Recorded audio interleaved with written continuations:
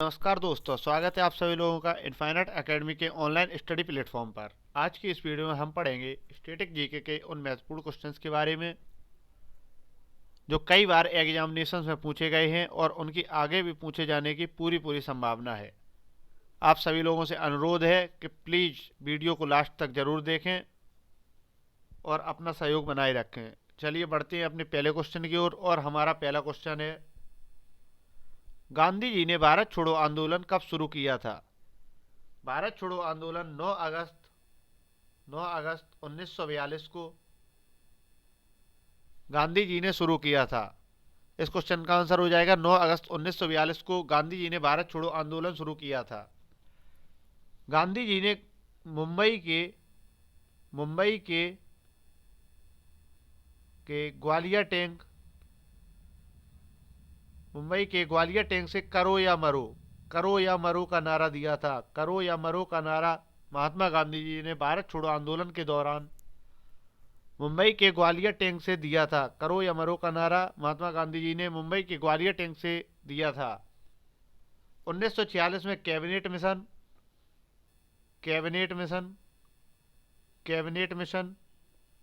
1940 में अगस्त प्रस्ताव अगस्त प्रस्ताव अगस्त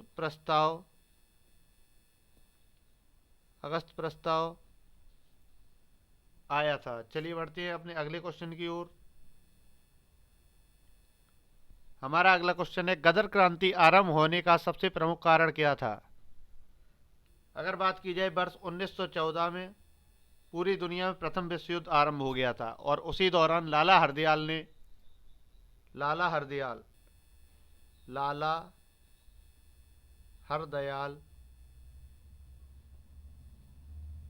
हरदयाल ने गदर पार्टी की स्थापना की थी। गदर पार्टी की स्थापना सैन फ्रांसिस्को जो कि अमेरिका में है, गदर पार्टी की स्थापना की थी और इसके पहले अध्यक्ष सुवर्ण सिंह बने थे। गदर पार्टी के पहले अध्यक्ष सुवर्ण सिंह बने थे। गदर पार्टी के पहले अध्यक्ष सुवर्ण सिंह बने थे और इस पार्टी का गठन लाला हरदयाल जी के द्वारा किया गया था। गदर क्रांति के आरंभ होने का सबसे प्रमुख कारण प्रथम विश्व युद्ध का आरंभ होना था। चलिए बढ़ते हैं अपने अगले क्वेश्चन की ओर और हमारा अगला क्वेश्चन है, निम्नलिखित में से कौन सा मेरु रज्जु का एक महत्वपूर्ण कार्य है? मेरु रज्जु के दो महत्वपूर्ण कार्य होते हैं। पहला होता है प्रत्यावर्ती क्रियाओं का नियंत्रण और मेरु रज्जु अगर बात की जाए तो हमारे मेंडुला ओब्लंगेटा के पिछले भाग में पाया जाता है। मेरु रज्जु मेंडुला ओब्लंगेटा के पिछले भाग में पाया जाता है और इसके दो कार्य होते हैं। पहला कार्य होता है प्रत्यावर्ती क्रियाओं का नियंत्रण और दूसरा कार्य होता है कि मस्तिष्क में आने वाले उद्दीपनों का संवाहन मेरु रज्जु के द्वारा किया जाता है। चलिए बढ़ते हैं अपने अगले क्वेश्चन की ओर और हमारा अगला क्वेश्चन है, उपराष्ट्रपति को अपना कार्यकाल समाप्त होने से पूर्व अपने पद से हटाने का अधिकार निम्नलिखित में से किसके पास है? अगर बात की जाए उपराष्ट्रपति जो कि राज्यसभा के सभापति होते हैं, राज्यसभा के सभापति उपराष्ट्रपति होते हैं और इन्हें हटाने के लिए राज्यसभा में राष्ट्रपति को पूरे बहुमत के साथ उसके वर्तमान सदस्यों के बहुमत से राष्ट्रपति को पदच्युत करने का प्रस्ताव पारित कर दे। यदि राज्यसभा के सदस्य पूरे बहुमत के साथ राष्ट्रपति को यह सुनिश्चित करा दें कि उपराष्ट्रपति जी को उनके पद से हटाया जाना है और उस प्रस्ताव को लोकसभा भी स्वीकार कर ले तो उपराष्ट्रपति जी को अपना पद छोड़ना होगा। जिस प्रकार से आपको बताया गया है कि उपराष्ट्रपति जी राज्यसभा के सभापति होते हैं तो उन्हें हटाने का प्रस्ताव भी राज्यसभा में लाया जाता है। इस सबसे अलग एक बहुत ही महत्वपूर्ण क्वेश्चन है कि कितने दिन पहले उन्हें सूचना दी जानी चाहिए। उपराष्ट्रपति को उनके पद से हटाए जाने की सूचना कम से कम 14 दिन पूर्व दी जानी चाहिए। यह बहुत ही आवश्यक होता है कि उन्हें इस अभिप्राय में सूचना कम से कम 14 दिन पहले दी जानी चाहिए। अगर बात की जाए कि राष्ट्रपति को शपथ सुप्रीम कोर्ट के चीफ जस्टिस दिलाते हैं। और लोकसभा का उल्लेख संविधान के अनुच्छेद 81 में पाया जाता है। चलिए बढ़ते हैं अपने अगले क्वेश्चन की ओर। और हमारा अगला क्वेश्चन है, निम्नलिखित में से किसका प्रशांतक औसत के रूप में प्रयोग किया जाता है। सबसे पहले तो हमें यह जानना जरूरी है कि प्रशांतक औसत क्या होते हैं। यह वह औसत होते हैं जिनका प्रयोग मानसिक तनाव कम करने हेतु किया जाता है, जिसके लिए सामान्यतः बेलिनियम नामक औषधि का प्रयोग किया जाता है। बेलिनियम एक प्रशांतक औषध है। अगर बात की जाए अन्य प्रशांतक औषध, तो इनमें इक्वेनिल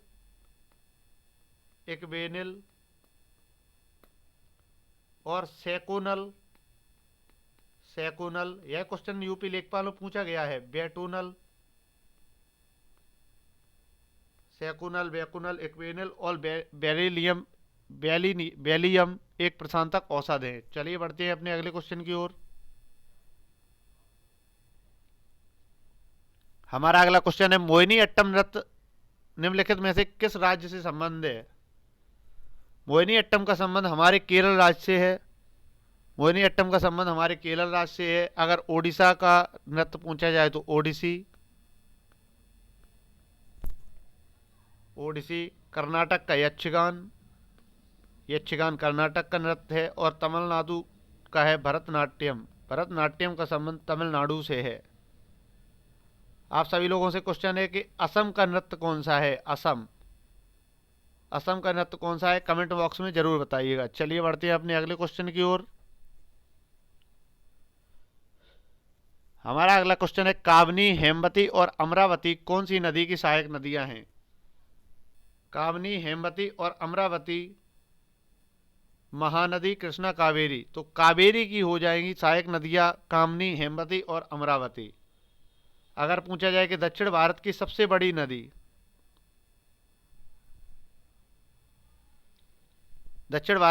बड़ी नदी, गोदावरी हो जाती है।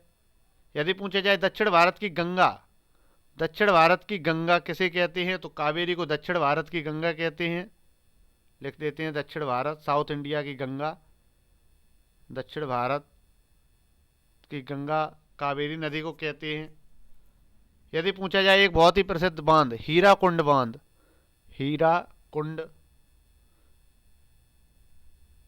किस नदी पर है।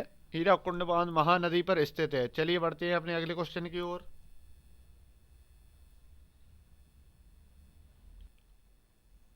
हमारा अगला क्वेश्चन है, 1857 के प्रथम स्वतंत्रता विद्रोह में भाग लेने वाली प्रसिद्ध महिला स्वतंत्रता सेनानी कौन थी। अगर बात की जाए 1857 की क्रांति की, तो 29 मार्च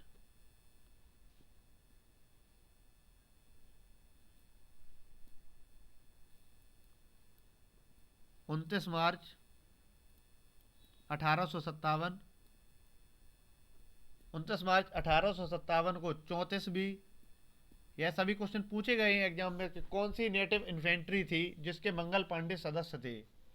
तो हमारा जवाब हो जाएगा 34वीं नेटिव इन्फेंट्री बैरकपुर के मंगल पांडे ने अपने सर्जेंट मेजर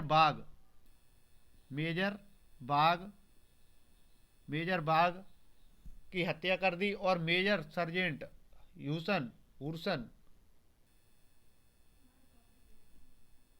ह्यूरसन की गोली मारकर हत्या कर दी थी।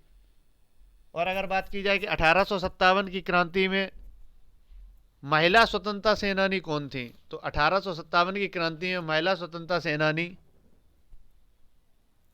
हमारी थी बेगम हजरत महल, जिन्होंने इस क्रांति का नेतृत्व लखनऊ से किया था। बेगम हजरत महल जी ने 1857 की क्रांति में लखनऊ से 4 जून 1857 को विद्रोह प्रारंभ किया था। 4 जून 1857 को विद्रोह का प्रारंभ बेगम हजरत महल जी ने लखनऊ से किया था। चलिए बढ़ते हैं अपने अगले क्वेश्चन की ओर। और हमारा अगला क्वेश्चन है, यांत्रिक ऊर्जा को विद्युत ऊर्जा में रूपांतरित करने के लिए क्या प्रयोग किया जाता है। तो इस क्वेश्चन का जवाब हो जाएगा डायनामो का प्रयोग डायनमो का प्रयोग यांत्रिक ऊर्जा को विद्युत ऊर्जा में परिवर्तित करने के लिए किया जाता है। डायनमो का प्रयोग यांत्रिक ऊर्जा को विद्युत ऊर्जा में परिवर्तित करने के लिए किया जाता है। डायनमो की खोज माइकल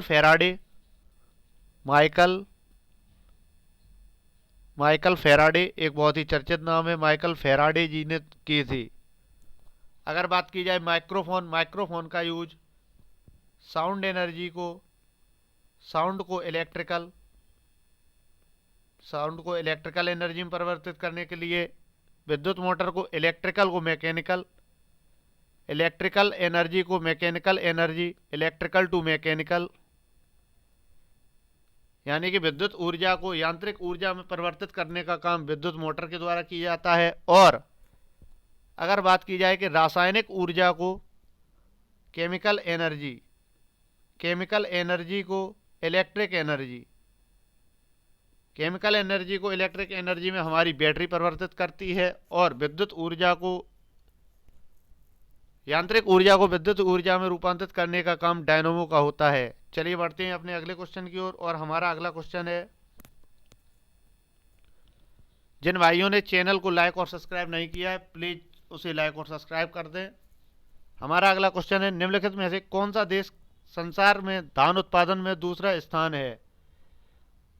अगर बात की जाए वर्तमान में भारत का धान उत्पादन में दूसरा स्थान है, और चाइना पहले नंबर पर है। चीन प्रथम स्थान पर, चीन धान उत्पादन में पहले नंबर पर है, और भारत का स्थान दूसरा है। अगर बात की जाए अंतर्राष्ट्रीय चावल अनुसंधान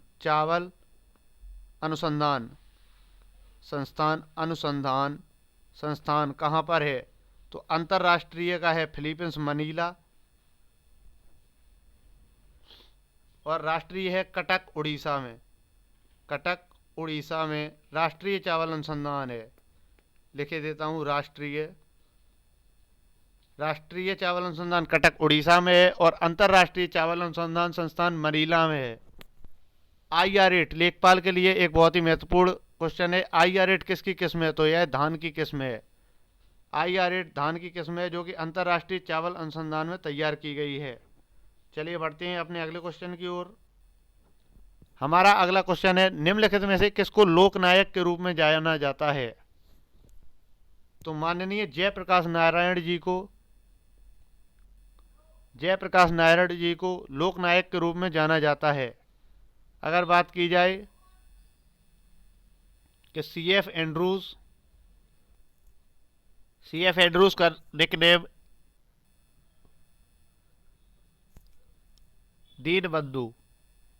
दीनबंधु के नाम से CF एंड्रूज को जाना जाता है। और अगर बात की जाए CR दास, चितरंजन दास, तो इन्हें देश बंधु, फ्रेंड ऑफ नेशन, देश बंधु भी कहा जाता है। CR दास को देश बंधु और CF एंड्रूज को दीन बंधु कहा जाता है, और लोकनायक जयप्रकाश नारायण जी का उपनाम है। चलिए बढ़ते हैं अपने अगले क्वेश्चन की ओर, और हमारा अगला क्वेश्चन है, निम्नलिखित में से कौन अवध के कृषक आंदोलन का नेता था? अवध के कृषक आंदोलन के नेता बाबा रामचंद्र थे। बाबा रामचंद्र अवध के कृषक आंदोलन के नेता थे। ये मूलतः महाराष्ट्र के रहने वाले थे, और इन्होंने जमींदारी के विरुद्ध अवध के किसानों को संगठित करने के लिए पहल की थी। बाबा रामचंद्र ने महाराष्ट्र में जमींदारी प्रथा के विरुद्ध अवध के किसानों को संगठित करने की पहल की थी। महात्मा गांधी को हम राष्ट्रपिता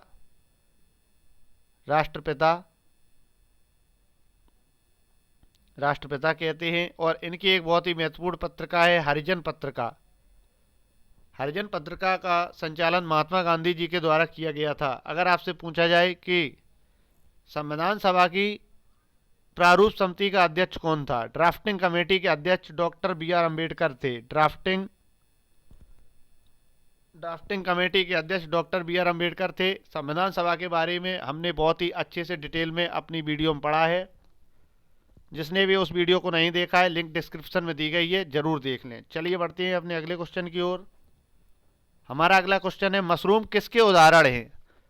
मशरूम जिसे एक सब्जी के रूप में हम लोग प्रयोग करते हैं, बहुत ही अच्छे से खाया जाता है। मशरूम एक प्रकार का फंजाई या कवक होता है।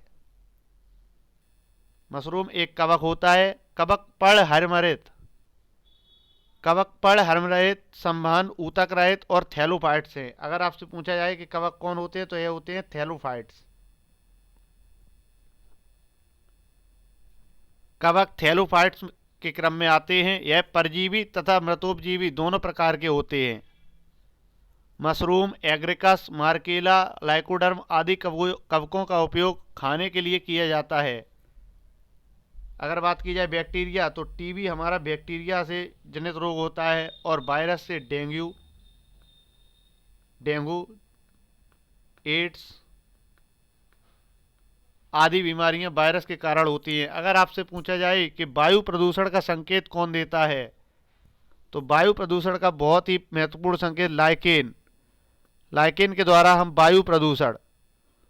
वायु प्रदूषण का पता लगाते हैं लाइकेन के द्वारा। चलिए बढ़ते हैं अपने अगले क्वेश्चन की ओर। भारत में पंचायती राज स्थापित करने वाले प्रथम 2 राज्य कौन से थे? भारत में पंचायती राज व्यवस्था 2 अक्टूबर 1959 को राजस्थान के नागौर, यह क्वेश्चन कई बार एग्जाम्स में पूछा जाता है कि किस जिले से पंचायती राज व्यवस्था की शुरुआत हुई थी, तो राजस्थान के नागौर जिले में पंचायती राज का उद्घाटन किया गया और उसी वर्ष यह व्यवस्था आंध्र प्रदेश में भी लागू कर दी गई थी। तो हमारे क्वेश्चन का आंसर हो जाएगा राजस्थान और आंध्र प्रदेश पंचायती राज स्थापित करने वाले प्रथम 2 राज्य थे। अगर आपसे पूछा जाए तो पंचायती राज का वर्णन संविधान के किस अनुच्छेद में मिलता है, तो संविधान के अनुच्छेद 40 आर्टिकल 40 जो कि डीपीएसपी नीति निर्देशक तत्वों के अंतर्गत आते हैं से इसका वर्णन मिलता है। और अगर आपसे पूछा जाए कि पंचायती राज व्यवस्था यानी कि सत्ता का विकेंद्रीकरण किसका सपना था, तो यह महात्मा गांधी का सपना था कि सत्ता को विकेंद्रित किया जाए। पंचायती राज व्यवस्था की स्थापना बलवंत राय मेहता समिति BR मेहता, बहुत ही महत्वपूर्ण क्वेश्चन है कि पंचायती राज व्यवस्था का गठन किस समिति की सिफारिश पर किया गया था, तो बलवंत राय मेहता समिति ने त्रिस्तरीय पंचायती राज व्यवस्था का उल्लेख किया था और 2 अक्टूबर 1959 को राजस्थान के नागौर से इसकी शुरुआत हुई थी। चलिए बढ़ते हैं अपने अगले क्वेश्चन की ओर और हमारा अगला क्वेश्चन है, भारत ने पृथ्वी के धरातल का कितना प्रतिशत घेरा हुआ है? भारत ने पृथ्वी के धरातल का, ये बहुत ही सिंपल क्वेश्चन हो जाएगा कि भारत ने पूरी पृथ्वी का, देखिए अगर पूछा जाए कि पूरी पृथ्वी पर कितने प्रतिशत जलीय भाग और कितने प्रतिशत भाग धरातल है, तो हमारा 71% भाग पर पानी, जैसे हम जलीय भाग कहते हैं, समुद्र, सागर आदि चीज़ें पाई जाती हैं, और 29% भाग पर हमारी धरती यानी धरातल है। अगर पूछा जाए कि भारत ने कितने प्रतिशत भाग को घेरा हुआ है, तो हमारा आंसर हो जाएगा 2.4। भारत ने पृथ्वी के धरातल यानी कि इस 29% का 2.4% भारत ने घेरा हुआ है। चलिए बढ़ते हैं अपने अगले क्वेश्चन की ओर। हमारा अगला क्वेश्चन है, अशोक के आक्रमण के दौरान कलिंग, जो कि पूर्वी प्रांत में है, कलिंग का नया नाम उड़ीसा है, के पूर्वी प्रांत की राजधानी कौन सी थी? तो अशोक ने अपने राज्याभिषेक के 8वें वर्ष के बाद अर्थात 9वें वर्ष में 261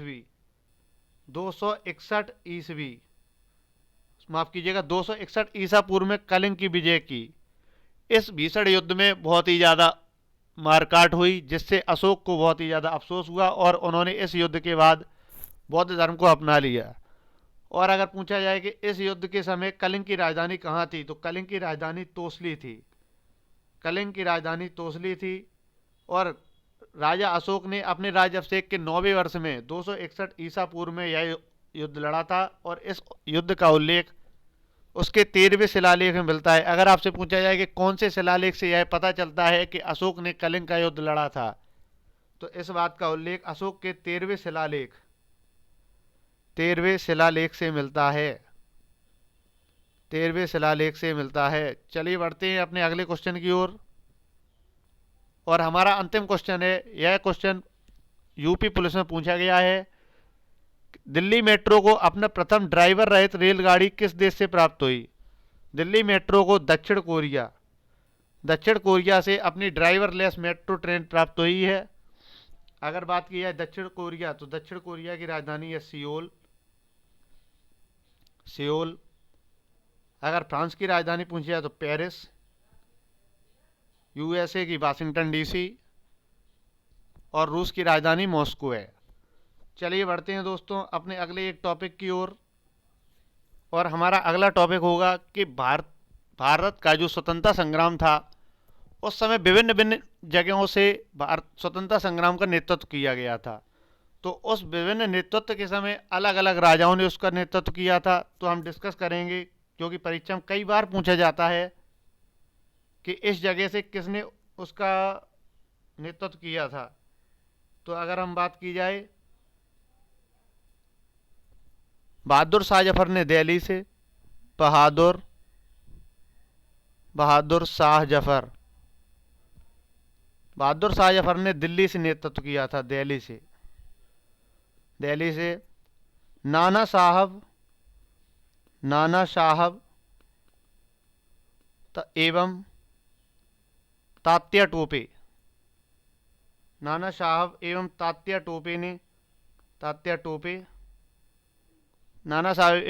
टोपे ने कानपुर से भारत के स्वतंत्रता संग्राम का अगुवाई की थी, और यह इसके नेता बने थे कानपुर से। अगर बात की जाए बेगम हजरत महल, हमने ये क्वेश्चन में पढ़ा था कि बेगम हजरत महल ने लखनऊ से अगुवाई की थी। अगर आपसे पूछा जाए कि इलाहाबाद से किसने नेतृत्व किया, तो लियाकत अली ने इलाहाबाद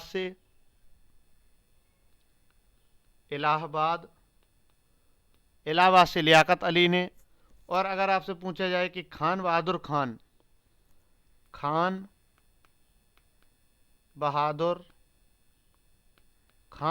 खान ने 1857 की क्रांति बरेली से नेतृत्व किया था। अगर आपसे पूछा जाए मौलवी अहमदुल्ला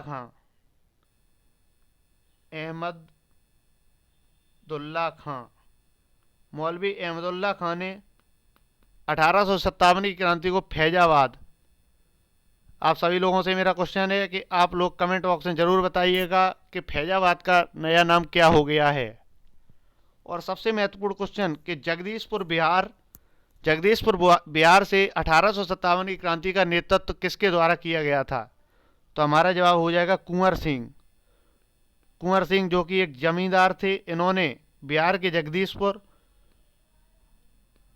जगदीशपुर से 1857 की क्रांति का नेतृत्व किया था। फ्रेंड्स, हमने ये क्वेश्चन पढ़े हैं, यह कई बार एग्जाम्स में अलग अलग तरीके से पूछा जाता है। जैसे आपसे पूछा जाए कि बरेली से 1857 की क्रांति का नेतृत्व किसने किया था, तो हमारा जवाब हो जाएगा खान बहादुर खान ने। अगर पूछा जाए अहमदुल्ला खान ने कहाँ से नेतृत्व किया था, तो फैजाबाद ने। और यह क्वेश्चन तो कई बार बहुत ही ज़्यादा इंपॉर्टेंट है, वेरी मोस्ट इंपॉर्टेंट, कि कुंवर सिंह ने किस स्थान से 1857 की क्रांति का नेतृत्व किया था, तो हमारा जवाब हो जाएगा जगदीशपुर बिहार से। अगर आपसे पूछा जाए कि बहादुर शाह जफर ने कहाँ से किया था, तो दिल्ली से। नाना साहब एवं तात्या टोपे ने कानपुर से, और लियाकत अली ने इलाहाबाद से इसका नेतृत्व किया था।